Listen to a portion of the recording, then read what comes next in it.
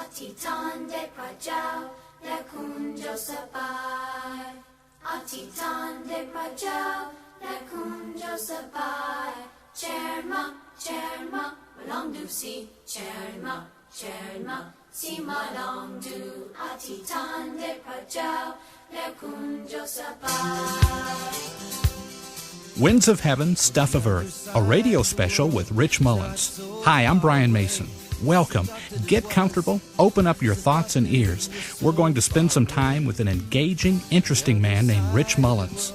Now, some of you might not be exactly sure who Rich is, but you probably recognize the songs this Reunion Records artist has written and performed.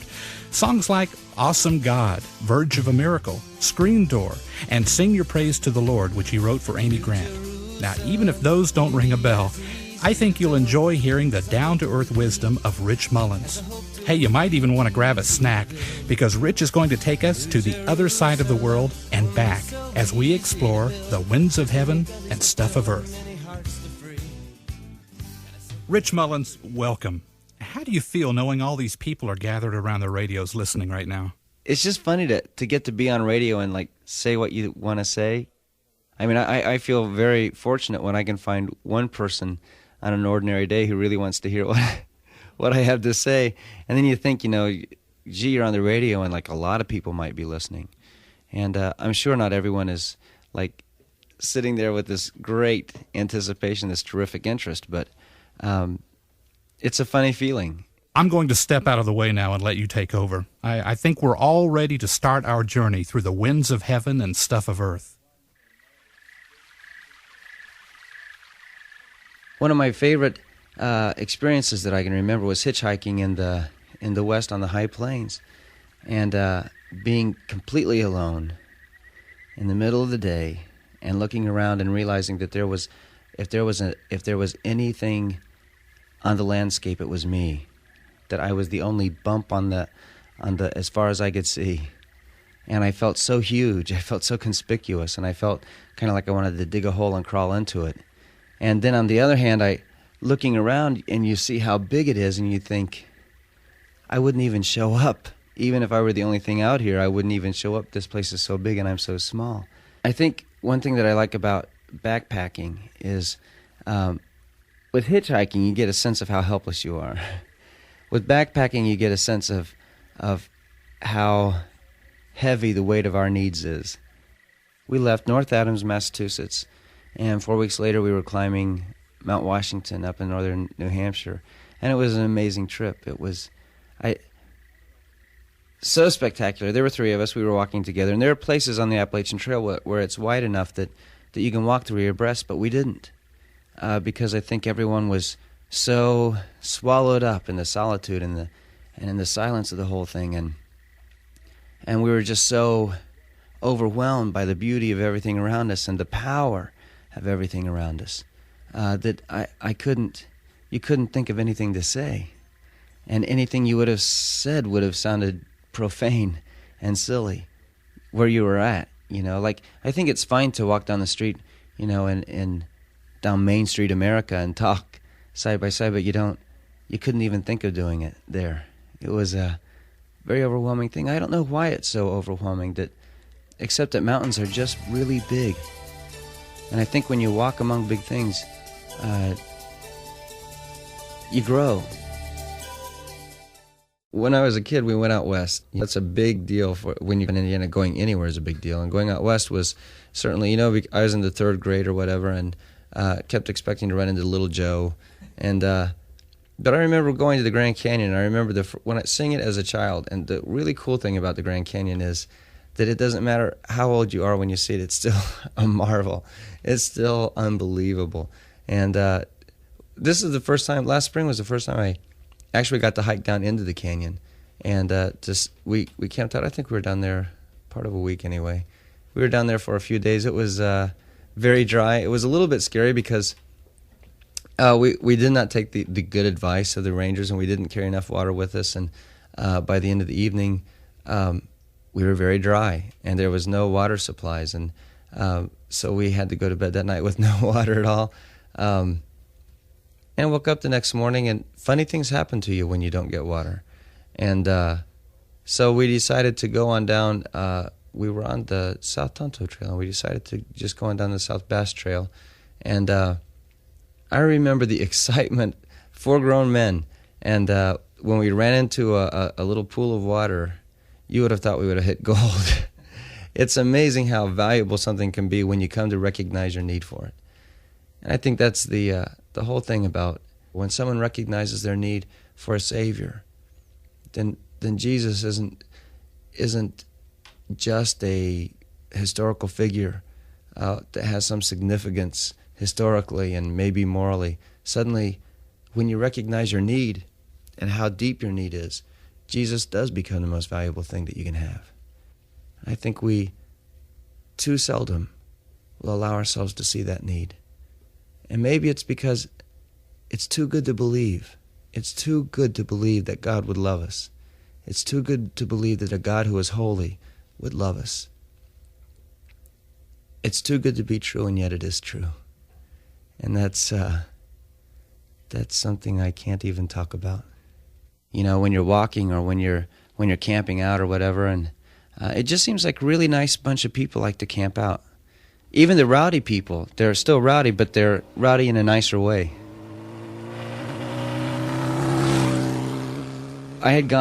A friend of mine and I had taken a motorcycle trip up to New England and up into Canada. And riding a motorcycle is going to be really fun. In fact, I wrote the song, I forget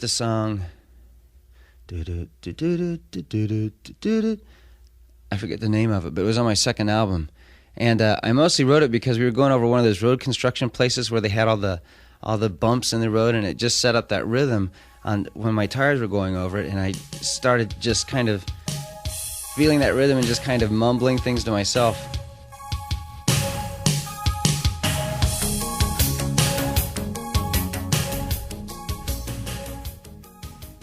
See, I think God either gives you enough intelligence that you're going to be able to figure out what your calling is in life, or he, for those who he doesn't give a lot of intelligence, he just gives them very few options. And music was the only thing that I could even approach doing well. I grew up in Indiana, and I was terrible at basketball, which turned me instantly into an outsider. I remember when the Beatles were on Ed Sullivan's show the first time, and I saw them, and outwardly, and for the benefit of my parents, I was repulsed by the whole thing and thought they looked terrible, and I thought they were stupid and everything. But inside me, I was going, wow, women are screaming and throwing themselves on that stage. If I could play that kind of music, I could have anything I wanted. Everyone always says, well, when did you get started in Christian music? And I think as long as I've been a Christian, I've been involved in Christian music. And I guess I made my first real decision to follow Jesus when I was in the 3rd grade. And I just came to the realization that I had sinned. You know, suddenly, you know, it's like, I don't know what happened. I can't remember any specific sin, except that I remember saying a bad word and thinking, oh, great, no, that's it. I've ruined myself. You know, I was in the 3rd grade and my life was over. And I thought, oh, boy, I need to be forgiven. And I really was sorry. I mean, I wish now that I had the sincerity of sorrow over my sins that I had when I had fewer sins to be sorry about. Except that if I felt the same intense sorrow now, I would be so overwhelmed because I have so much more to be sorry for. So I guess God gives us what we're able to handle. I always liked classical music, I think because my teachers were training me in that kind of way. And well, I was working on the C minor fugue in college, and for a teacher who is a very good piano teacher, Mrs. Cartwright, kind of strict, but no more strict than she needed to be. And I was working on this invention, and I remember the first time I played through the C minor fugue, I was so thrilled I didn't want it to stop, and that's so I just kept playing. I just started kind of jamming on it, which is, I'm sure Bach would roll over in his grave if he thought that was happening. But as I kept playing and playing and playing, it eventually turned into a song. I remember I was practicing in the sanctuary at Erlanger United Methodist Church, where I was serving as youth and music minister. And when I got done with it, I played it for a friend of mine. I said, "Oh, this is really funny. I think this is kind of a joke, but listen to it anyway because it's fun to do." And she listened to it, and she really liked it. Instantly said, "Wow, that's really great." And then it made me listen to it again because I thought, well, maybe this isn't just a joke. And I was in a band called Zion, and we recorded it, and a copy of the recording got into the hands of some people in Nashville, and Amy Grant ended up recording it, and it all started out because I was trying to play Bach. It's a really scary thing when the first song that you have published is nominated for a Dove Award, is a #1 hit on radio, on Christian radio. It was a very big deal, and the only thing that I could think is, and I still think this, man, I'll never write another Sing Your Praise to the Lord if I live to be 100. If I live until Christ returns, I will never write that again. And so it was going to be downhill all the way from there. I mean, I knew early on, wow, you're a has-been before you even got to be.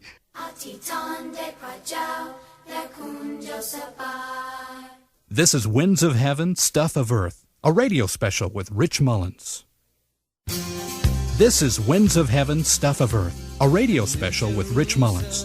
Rich, tell us some more about the things you've seen and done on foreign missions. Being single, I have no financial obligations to anybody. I don't have to feed anybody but myself, and I don't really eat all that much. And so I'm able to do some things. I've been able to go on some mission trips and like that. I've talked to other people who go, man, why in the world would you go on a missions trip? Why in the world would you go to a third world country? Why would you go someplace where you're afraid to drink the water, where they're going to serve you? Some of the food that I've eaten in different places, I think probably the weirdest thing I ever ate was bugs over in Thailand. And there was really no taste to them, but the little kids were, the lights on the Jeep that we went into the jungles, and on the Jeep, they had those big lights, and these thousands of bugs were just attracted to them, really big ones with huge wings, and these kids came running. I was so flattered to hear all these village children running out to greet me, and they weren't greeting me, they were collecting bugs, and they would just grab them by the wings and then bite the bodies off of them. And so I thought, well, when in Rome. That's probably the weirdest thing I ever ate. Sometimes the food has been a little hard to digest for me. But there's something about going to sleep in a bamboo shack with a bamboo floor halfway across the world when there's a certain smell in those huts from the fire that they've been cooking on, and the whole inside of the hut is covered with pitch, just from the smoke. And the sounds of that jungle and the knowledge that people live way differently than we do. There's something about all that makes it worth every bit of it. And I can't imagine anyone who had the opportunity to go to another culture and to go and work among people who are in such desperate need. I can't imagine that anyone would not give their eye teeth to be able to do that. I mean, so what are you going to do, stay home and go to movies?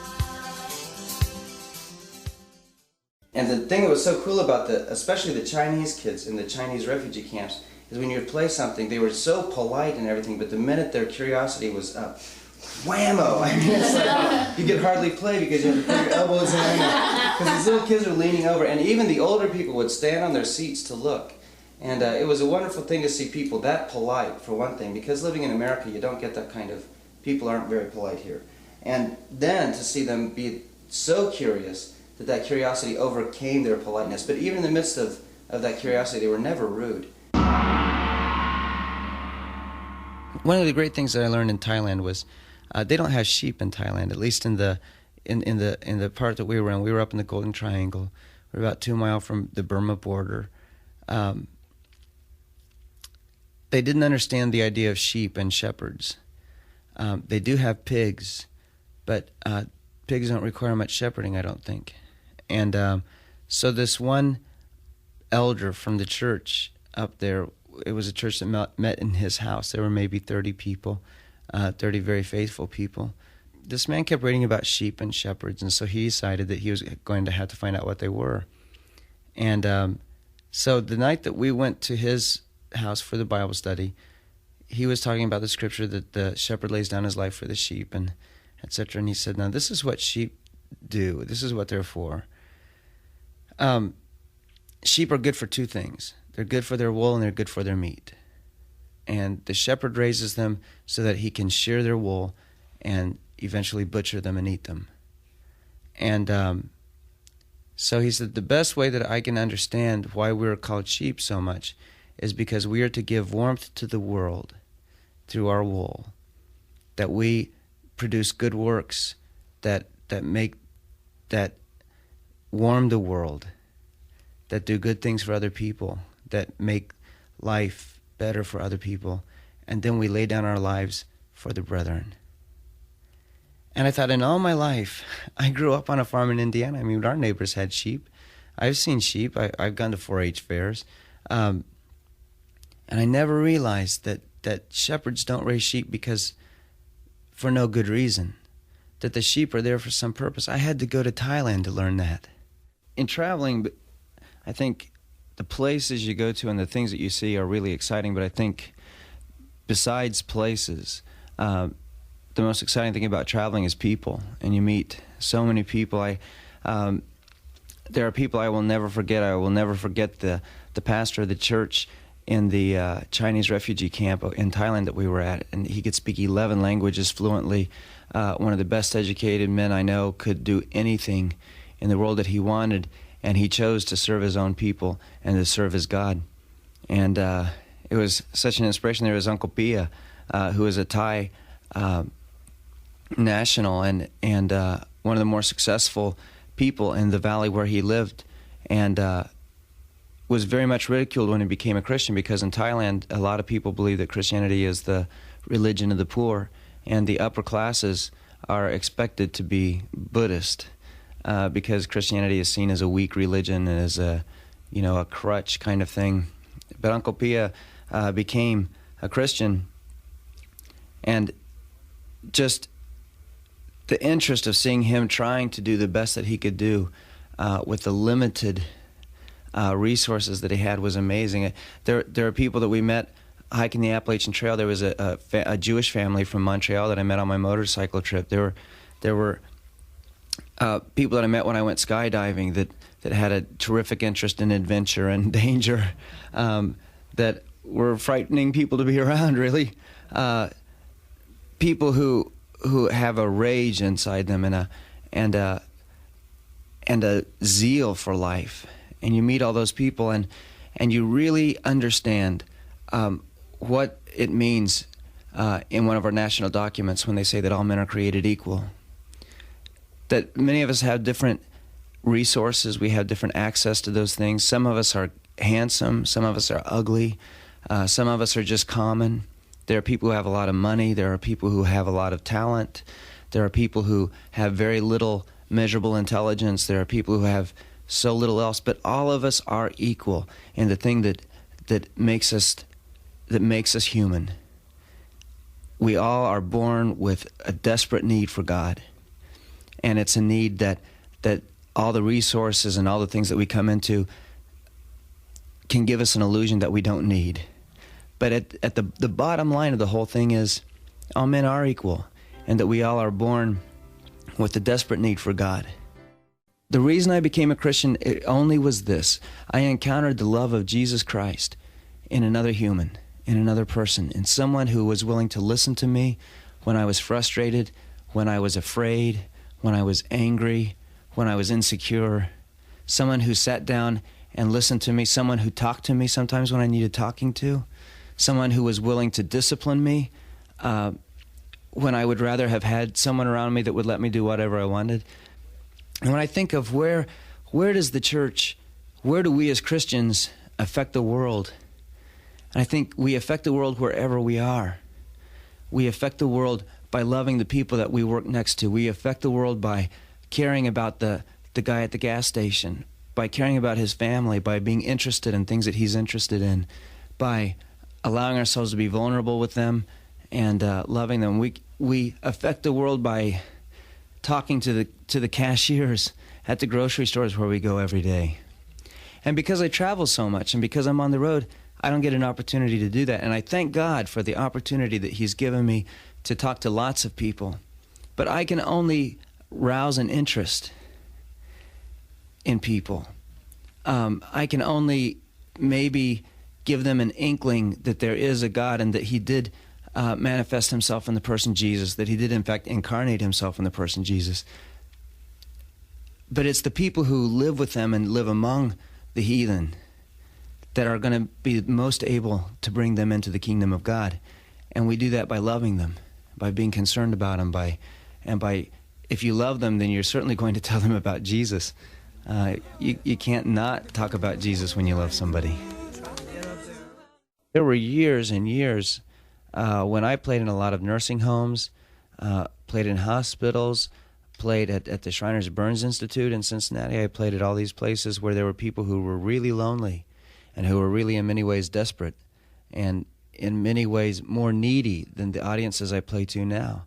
And sometimes I look at what I'm doing now and I look at what I was doing then, and I'm not sure that what I'm doing now is more valid and is more important than what I was doing then. I don't think it's any less important or any less valid. I think that God puts us where He wants us to be, and that our job as a Christian is to be submitted to Him and allow Him to do the placing.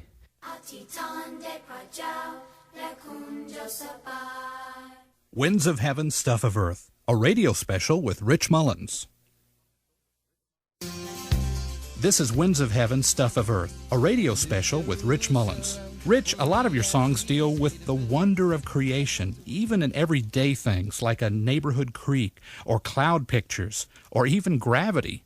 The world could be very flat all over, and I don't object to flatness in the world. I kind of like the high plains especially.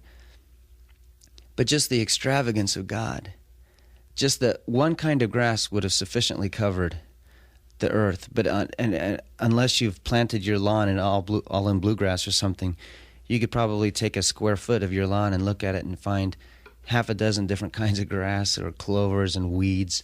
God is very extravagant and very economic, that everything out there has at least a dual purpose, if not multiple purposes. And you see all that and you encounter it, and you just have to process it for a long time. People say, you must do a lot of writing. Like, people hear a song and they'll say, man, you must have been like on a mountaintop or something. And no, when you're on a mountaintop, you're too busy absorbing things and then after you absorb them, you have to process them. And then after you process them, actually I do most of my writing in my truck when I'm bored to tears. And it's 3 o'clock in the morning and you got to be somewhere by 7 in the morning, and you're trying to stay awake, and so you write, because it's the one thing that you can do that doesn't keep your traveling partners awake. People should be more quiet more often, and they should go to bigger places. And everyone should hike a little bit of the Appalachian Trail anyway. It's a fantastic experience. I was trying to stay awake in my truck one night, driving, and I just was pretending to be a Baptist preacher, because I always like the way just certain kinds of Baptist preachers, not all Baptist preachers, because some of them are pretty boring, but some of them get this, they start to talk and they get this rhythm going, and they, they do this thing, all the time, and it's, amen, and there's this thing that starts happening between the pastor and the congregation. It's like really rhythmic, really great. So I got my windows rolled down on my truck. It's about 1,000 degrees outside, and all these people are driving by me the opposite direction. It was a very lonely drive. In fact, there weren't a lot of people. So when someone would go by, I would yell at them, like they were my congregation. I was a preacher. Everybody wants to be a preacher, right? Nobody wants to be a priest. Priests have to pray. Prophets get to stand up and yell what they think. So here I'm yelling these things out my window and just kind of starting to feel that kind of rhythmic thing happening. And the next thing I knew, I was at a chorus. I was like, oh, wow, suddenly it's time for a chorus. I've got this rhythm going. And I was on my way to Colorado. I was driving through Kansas, and there's something really overwhelming about Kansas. There's something very spiritual and very big about Kansas. And that's when I wrote the chorus, "Our God is an awesome God, He reigns."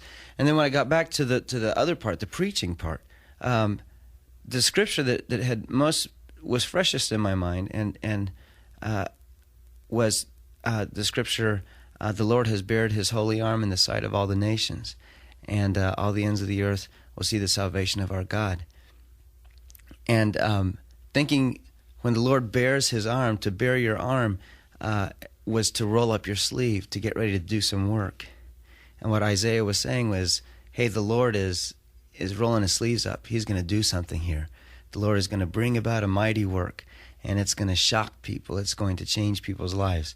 And so I said, well, when he rolls up his sleeves, he ain't just putting on the Ritz, because a lot of people, it's kind of fashionable to roll even your pants legs up now. You roll them up and you tie them down real tight or something. There's some real funky but nice looking way of doing that.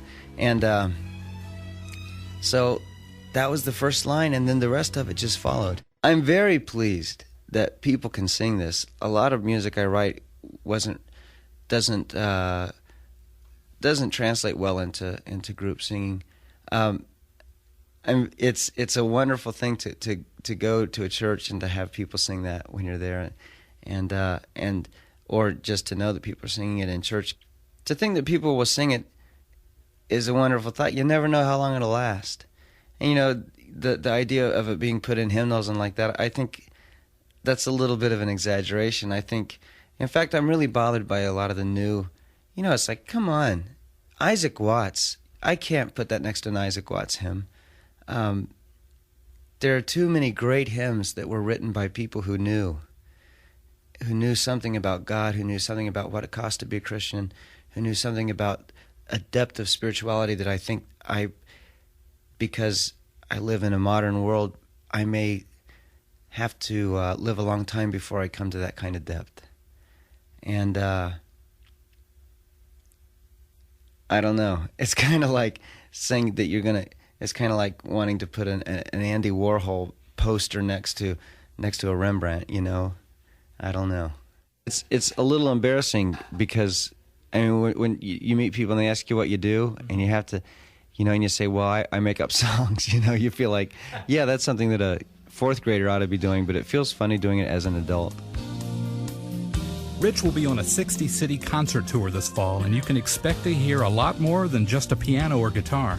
I'll probably play a little mandolin, a little guitar, a little 12-string guitar, a little hammer dulcimer, probably some lap dulcimer this time around, just because I think it's time to do that again. I used to do it all the time, and then people always wanted to hear songs that they played on radio. Well, who's going to play a lap dulcimer song on the radio, right? Right. But I think a concert should be different than an album, and I think I would like for people to go home from a concert and just feel like they've had a fun evening, and much more than, wow, I got blown away, the music was great. Even though I hope to do great music, and I hope to do it in a great way.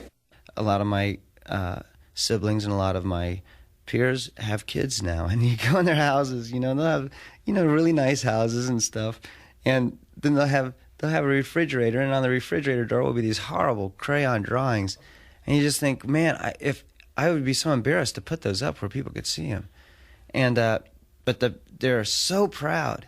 And I finally realized, they are not proud because these are great works of art. They are proud because these are the works of their kids. And they're not looking at them from an aesthetic point of view. They're looking at them as, wow, this is my kid. They're finally able to move one of their hands or both of their hands in one direction. A lot of times you write songs or something and you just start thinking you're really great about it. And I think when we get to heaven, there's this huge refrigerator door up there, and it's got all this really junky looking stuff on it. And that's all the stuff that we did. And it was never really good enough to hang in a gallery, but because we were his kids, he put it on his refrigerator door. Well, the other side of the world is not so far away as I thought that it was, as I thought that it was so far away. The other side of the world is not so far away, and the distance just dissolves into the love, into the love. Thank you, Rich, for sharing with us. I hope all of you enjoyed listening to our program. If you want to see Rich in concert, check with your local Christian book and music store for information. And if you'd like to hear more from this Reunion Records album, Winds of Heaven, Stuff of Earth, you can find that at the bookstore too. I'm Brian Mason. Thanks for joining us. Winds of Heaven, Stuff of Earth, a radio special with Rich Mullins, was produced by Heidi Brown for Reunion Records. Additional production and engineering by Ricky Blair.